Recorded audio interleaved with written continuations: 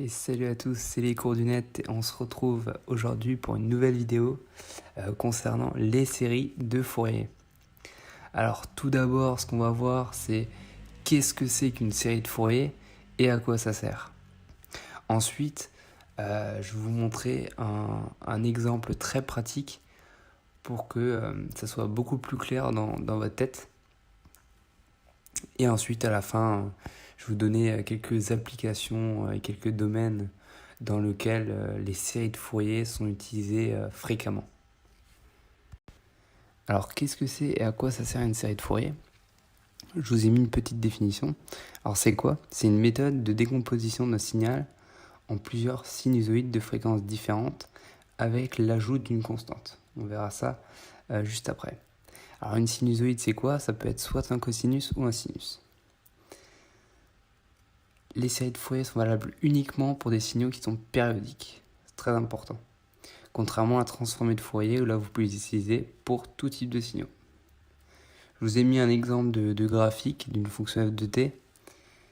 Donc là en fait le but des séries de Fourier ça va être de déterminer l'expression mathématique de f de t. Pour ce faire, on va décomposer le signal en plusieurs sinusoïdes. Donc soit de sinus, soit de cosinus. Ici, ça va être que des sinus. Donc comme vous pouvez le voir, donc on augmente la fréquence à chaque fois jusqu'à n est égal à plus l'infini. Donc on part de oméga, 2 oméga, 3 oméga jusqu'à n est égal à plus l'infini. Plus on va tendre vers des valeurs de n qui sont grandes, plus on va être précis dans notre approximation et plus on va tendre vers notre signal initial.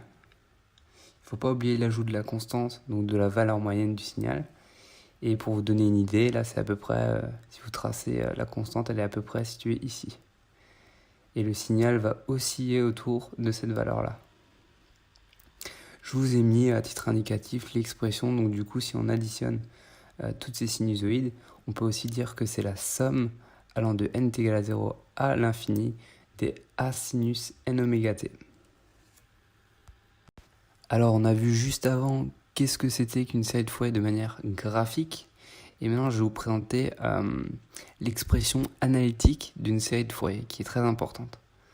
Donc là vous avez f de t qui est égal à c0. Donc c0 c'est la valeur moyenne du signal, c'est la fameuse constante dont je vous ai parlé juste avant, plus la somme des an cos n oméga t plus bn sin n oméga t.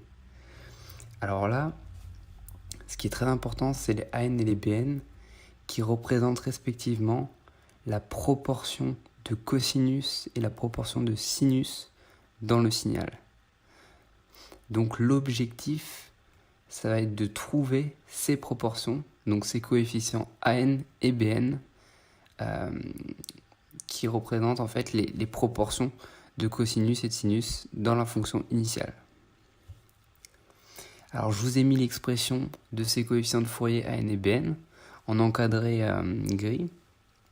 Donc c'est quasiment la même expression, elle est à connaître. On peut la démontrer mais ça serait un peu long. Donc il y a juste une inversion de cosinus et de sinus entre les deux. Donc voilà comment les calculer. Une fois que vous avez ces coefficients-là, vous avez votre expression du signal. Deux propriétés très importantes à connaître. Si votre signal est impair, les coefficients an sont nuls. Et ça simplifie énormément les calculs. Pareil, si le signal est pair, les coefficients bn sont nuls. Donc ça va vous faciliter les calculs et vous prendre un peu moins de temps que tout calculer. Alors voyons dès à présent un exemple de signal carré de période grand T. Donc le signal se nomme S de t. L'objectif de cet exemple va être de déterminer l'équation de la fonction S de t. Alors tout d'abord, on va avoir la parité du signal, est-ce qu'il est pair ou impair. Ensuite, on va déterminer les coefficients de Fourier an, bn et c0 qui est la valeur moyenne du signal. Et ensuite, on va simplement écrire la décomposition en série de Fourier du signal S de t. Alors, la parité du signal. Donc là, je vous ai mis un petit rappel mathématique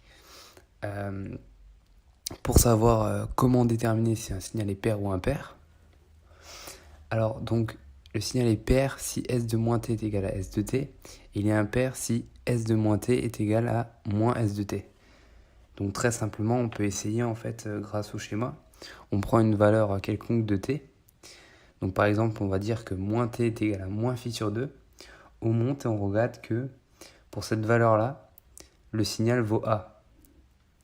Donc on regarde maintenant S de t. Donc avec t est égal à phi sur 2. On monte et on voit que le signal est égal à A. Donc l'égalité est juste.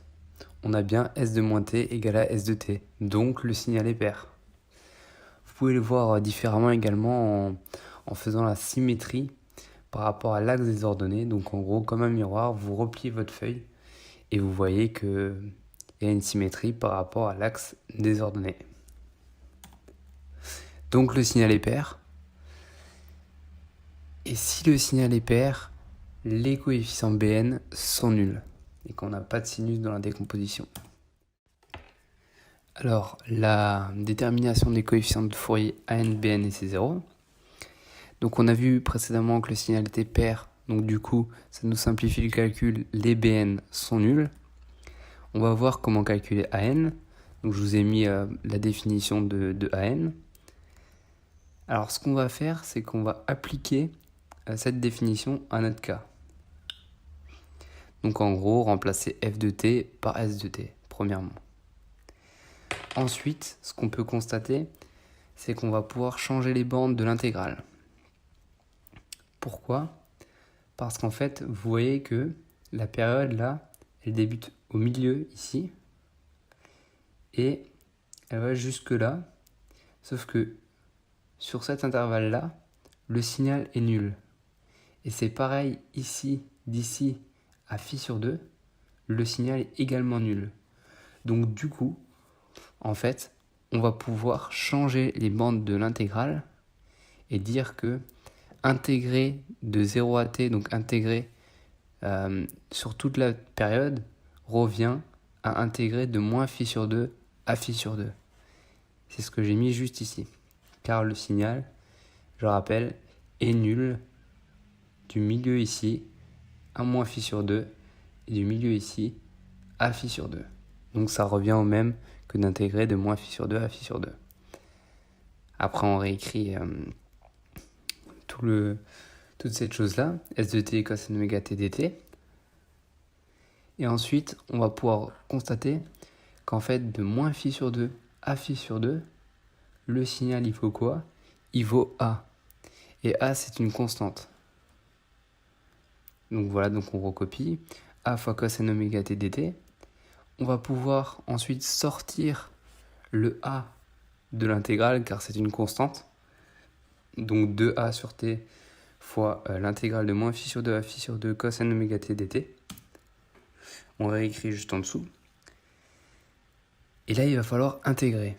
Alors, je vous ai mis en vert la forme, en fait, la formule qui va vous permettre d'intégrer. Alors, vous voyez que ça ne ressemble pas exactement à ce qu'on a nous. La formule de base, il va falloir diviser par A des deux côtés pour arriver à retomber sur notre cas initial. Alors nous, dans notre cas, il va falloir diviser par n oméga. Le A, en fait, va prendre, ça va être n oméga. Donc du coup, on va diviser par n oméga des deux côtés pour arriver à retomber sur une forme de primitif qu'on connaît. Donc voilà, on réécrit la chose, bornée entre moins phi sur 2 et phi sur 2. Et après, on remplace le t par notre variable phi sur 2 et moins phi sur 2. Alors, ce qu'on fait ensuite pour simplifier la chose, c'est qu'on va factoriser par 1 sur n oméga. On sort 1 sur n oméga de la parenthèse. Donc voilà, on réécrit les choses. Et ensuite, ce que je vous ai mis en vert, une deuxième propriété, c'est que sinus de moins x est égal à moins sinus de x. Et donc du coup, ça va vous permettre de dire que moins sinus de moins n oméga phi sur 2 est égal à plus sinus de n oméga fois phi sur 2. Et donc du coup, ce qu'on aura, ça sera 2a sur n oméga t fois 2 fois sinus n oméga fois phi sur 2. Et donc au final, c'est ce qu'on obtient à la fin. Donc, comme résultat de AN, on a 4A sur n oméga t fois sinus de n oméga fois phi sur 2. Alors maintenant, ce qu'on va calculer, c'est la valeur moyenne du signal C0. Alors donc là, la formule pour calculer une valeur moyenne d'un signal, elle est assez simple. C'est 1 sur t intégrale de 0 à t de f de t dt. Donc, comme auparavant, on applique à notre signal, donc S de t. On peut intégrer, comme ce qu'on a fait avant, on change les bornes de l'intégrale, car en fait le signal il est toujours nul de ce milieu-là à moins phi sur 2 et de ce milieu-là à phi sur 2. Donc du coup, ça revient au même. On peut intégrer de moins phi sur 2 à phi sur 2 S de t dt. De moins phi sur 2 à phi sur 2, S de t, I vaut A comme avant. Donc A dt. Et ensuite, on sort le A de l'intégrale. Puis on intègre le dt. 1 dt si vous voulez. Et donc, l'intégrale de dt, ce n'est rien d'autre que t. Donc après, ça nous donne A sur t fois moins phi sur 2, moins phi sur 2, en remplaçant t par la variable moins phi sur 2, phi sur 2.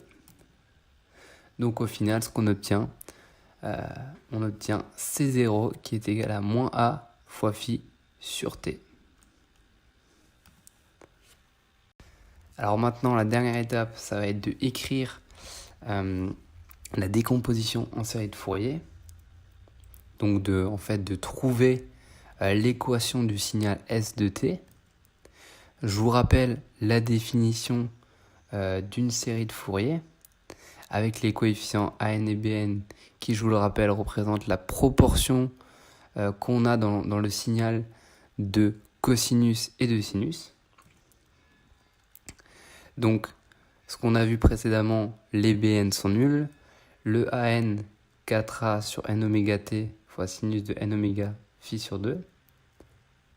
Et C0, moins A fois phi sur t.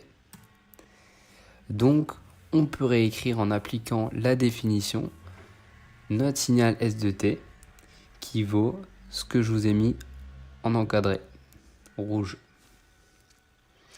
Et voilà, donc là, vous avez votre fonction de ce signal carré S de t.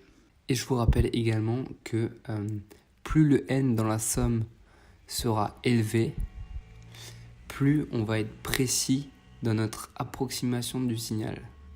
Donc, en clair, plus les n sont grands, plus on va se rapprocher de notre signal initial. Alors, concernant les applications concrètes, ce qu'il y a à retenir absolument, c'est que en fait, les séries de Fourier, on peut les utiliser dans n'importe quel domaine tant qu'il s'agit de signaux qui sont périodiques. Donc par exemple, domaine marin, en médecine, en biologie avec les rythmes cardiaques, dans les phénomènes ondulatoires également. Je vous ai mis 2 exemples, vibration des cordes. Donc vous attachez une corde à 2 extrémités, vous la faites vibrer. En fait, les séries de Fourier elles vont être utiles dans la résolution des équations différentielles, notamment pour trouver des solutions particulières. Je vous mettrai 2 liens dans la description si vous voulez approfondir ça. Également les équations de la chaleur. Donc vous avez une tige cylindrique et vous souhaitez connaître la température en un point. Vous pouvez utiliser les séries de Fourier pour décomposer. Et ça sera très utile dans les équations différentielles de manière générale. Voilà, si jamais vous trouvez une coquille dans mes slides, n'hésitez pas à me le dire en commentaire. Et je vous dis à bientôt.